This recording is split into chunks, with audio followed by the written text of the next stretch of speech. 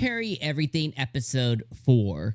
This was another good episode of I Parry Everything. There is kind of one thing that's been bothering me about the show holistically, but I think for me, the positives of this show really outweigh the negatives. So for me, I love Noor as a character. I think, his overall premise of him kind of being in solitude for 12, 15 years, whatever it was, and kind of honing in all of his very basics to the nth degree, basically becoming a master, as it was confirmed last week with his little fireball. Basically becoming a master in all of the basics without quite knowing that he became the master in the basics.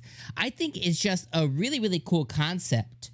And all of his drivers is all about becoming a adventurer someday. And I just really like that concept. And the characters it's introduced over time, like Lin, are very compelling. Now, then you also come in, and like this episode, for me at least, it brought in another, not concept, it brought in like another element, I should say. It brought in another element to add on top of, a decent plot, because it's not great, it's not winning awards, but it's a decent plot, kind of thing to move the story. Pretty good surrounding characters of Noor, although Noor has his moments of liking him and disliking him. But it brought in another element, and that is kind of like the things that are happening in and around the kingdom. The fact that there's another kingdom somewhere invading, and the fact that the king sees something very unique and crucial in Noor to be maybe like the next protector of the kingdom. So much so that he gave his, not elemental, but he gave his like very rare legendary status weapon that has been, tried and true and tested through a lot of different elements. It's basically an impenetrable type weapon. He gave that specific one to Noor. And all of this has the prince of the country really contemplate, like, why would his dad do this? And, what's his plan? And he kind of had like, okay, here's where I think my dad's going with this plan. And, and that's just a really cool concept. And then you throw in the fact that, oh, there's another kingdom invading. And as Noor continues to go out and do goblin hunts, as he goes out and faces another cow, as he has Lin as his secondary, as his Robin, even though really Lin's the Batman, but, in his head, he's the Robin, but really, having her there and, it's going to allow him to get more experience and see more and accomplish more.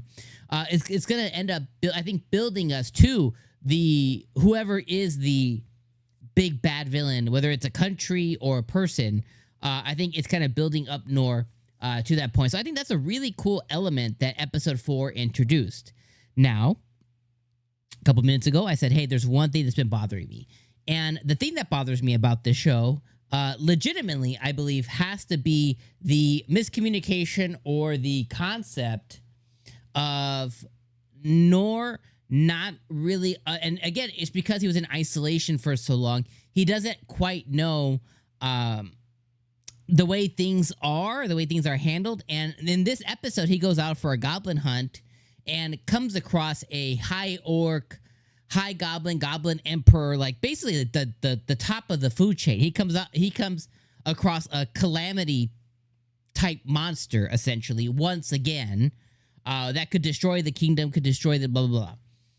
And Lin kind of keeps quiet because she gets crossed in her head. She gets this idea that, oh, Noor came to do this because he could sense none of it's true. He could sense their presence. So she gets this fixation or this idea in her head that Noor's more than he's more of this legacy adventure, even though she now realizes that he's like F rank, low rank.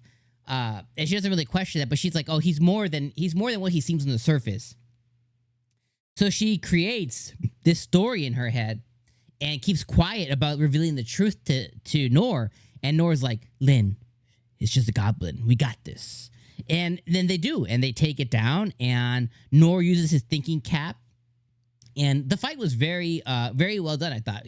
Ultimately with him, combining with the wind magic and taking down the gem or the monostone or whatever that was embedded into the monster and all that stuff. Like, I thought it was a really good fight, and I think it all very much made sense to me. But the misconception of the continuance of misconceptions that keep happening around Noor, Like even when he goes to the Adventure Guild and they're like, oh, we were facing this thing, had a Mana Stone, and he's like, it was just a goblin, right, Lynn? And she was like, because of this story she has, she's like, oh yeah, just a goblin, whatever. Same thing with the Minotaur and the cow thing. I do think that is the tropistic thing that the show has, and I just feel like it's getting old. We're only in episode 4, and like that's kind of getting old. It's like I kind of want them to begin maybe episode 5 or 6. Like, please reveal to him some of these things. Like as he accomplishes one more thing in episode 5 or 6, reveal to him the thing that he accomplished. So he can kind of build him up. At this point, he thinks he's still low on the totem pole. He's gonna go train more. So that'll probably get him to power up a little bit more, and then go take on the thing that will happen in episode 5 or 6 or maybe 7. But then let's let him know of what he's actually been doing, just so that misconception goes away a bit. Again, I kind of feel like the show's kind of built around that a little bit. So it's kind of one of the things that I'm just going to have to make peace with it. But it is one of the same things that kind of like doo-doos the show a little bit for me. Again, I think the negative, it's the positives really outweigh this one little negative I have. Because everything else, I don't really have complaints of. Him being OP in a way, I think is unique. It's not the traditional OP. I don't think he realizes his power yet, but he hasn't really had a chance for it to be very blatantly obvious. I think at the moment he goes and does a fireball against the mage, I think I think things will come into play. I like that this is starting his adventures, and I think he's gonna be able to level up as an adventurer now that he's partnered with them. I really like that quite a bit too, and I just like the show. So that's kind of where I give it a little bit of grace. Is I just like the show. I'm entertained. I laughed a couple of times, and I was really into the fight. I don't think it was going to win any animation awards or anything, but again, I think the fight was really, really well done. So overall, I pair everything. Episode 4, great episode. Well, let's call it good episode. Really solid, good episode. With one kind of thing that's getting a little bit old, but hey, if we can make peace with that, if that ends up being its only real fault, no problem. Anyways, those are my thoughts. Let me know yours in the comments. I'll see you guys next week. Peace.